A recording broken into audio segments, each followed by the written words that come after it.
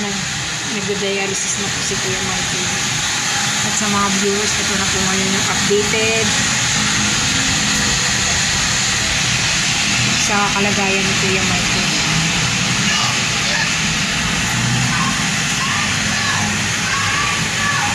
Isend ko na. Bawal ka videohan, ma'am, no? Ano lang.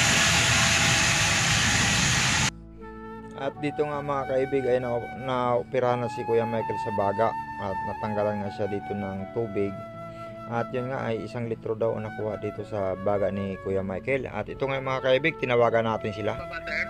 Hindi grabe ang traffic at hindi nga ako nakapunta. Pupunta nga sana ako ngayon makuha talaga makuha yung pakiramdam ko. Mabigat. At yun nga gusto ko na kuha sana mag video call tayo kasi ipapadala ko na lang sa GCash yung pera. Oo. Asa ba si ate siya? Andyan? Nandito po. Opo. O sige, sabihin mo magkuhan kami, mag video call na lang muna. Ngayon po? Oo, ngayon kasi isisin ko ngayon sa inyo yung GCash at titingnan ko lang kung ano yung kalagayan ni Kuya Michael. Nandito po. Oo, sige. May load ba kayo? Ano bang data lang, sir? Pwede sa video call? Pwede, sir. Ay, sige. Mag-video call na lang muna tayo para makita ko lang yung kalagayan ni Kuya Michael.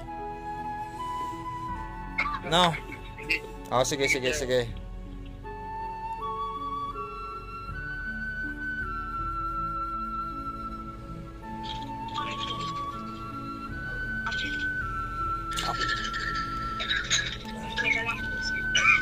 sige. Parang against the light. Hanap ko ng pisto na maliwanag. Against the light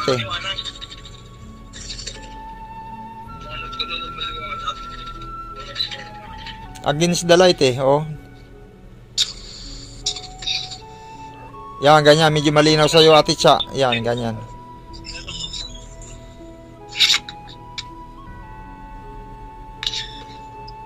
Oh, naka-oxygen ka pa, Kuya Michael? Sir. Naka-oxygen ka pa? Kako, naka-oxygen ka ngayon? Opo, sir. Oo. Pero Ano daw yung sa epekto ng pagkuha ng tubig sa baga ko? Inuubo ko.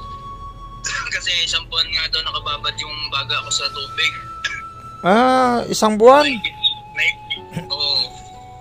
1 litro nakuha sa baga ko Ay, grabe, ang dami pala. Isang parte lang yan, sir. Yung kanan pa lang nakukuhaan. Yung kanan lang. Yung kanan, yung kaliwa, hindi pa. Hindi pa, sir. Tapos yung may tubo ka pa rin sa likod hanggang ngayon. Kailan ka daw yung kaliwa, kailan gagawin daw? Hinihintay pa na mawala yung ubo ko ulit. Hanggang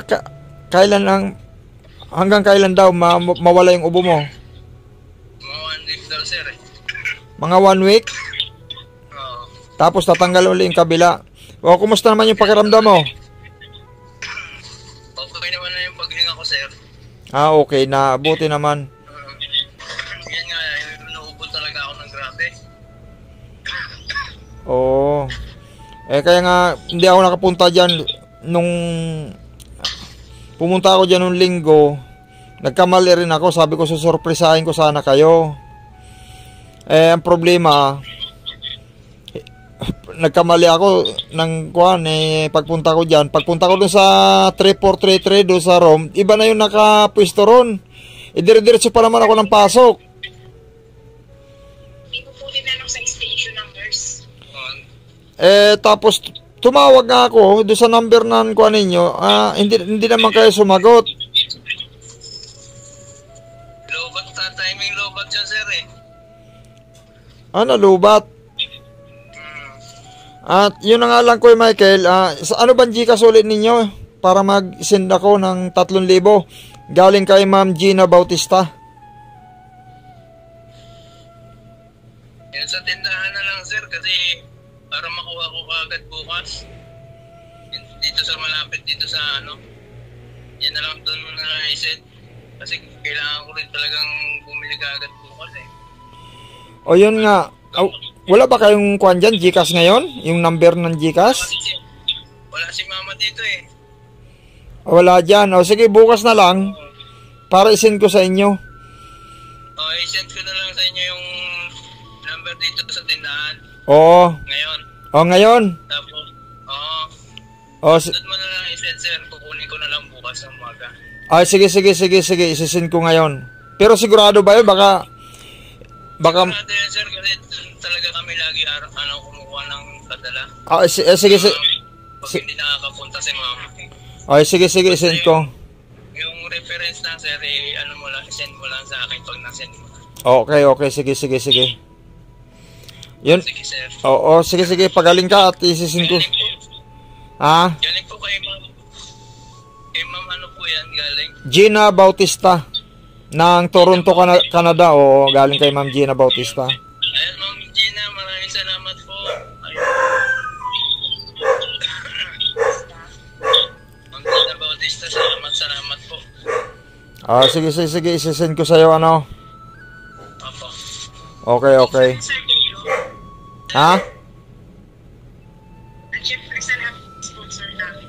Oo, siyempre sa lahat din mga nagbigay. Maraming salamat talaga sa patuloy na pagsuporta.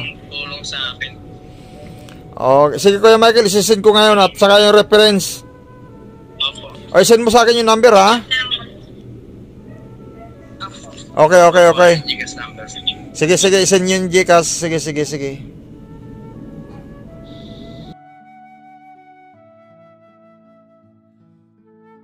Pag-send na nga tayo kay Kuya Michael ng GCash po ng 3,000. At yun, Kuya Michael yung 3,000.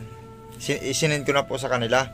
At yun nga, maraming salamat po Ma'am Gina Bautista sa patuloy po na pagmamahal kina Kuya Michael. At kay dito kila Tatay Jun at kay Kisi. Ay maraming salamat po sa patuloy na pagsuporta. At siyempre kay Ma'am Iki ng Japan at kay Ma'am Caroline. Ayan, at maraming salamat po Ma'am Caroline.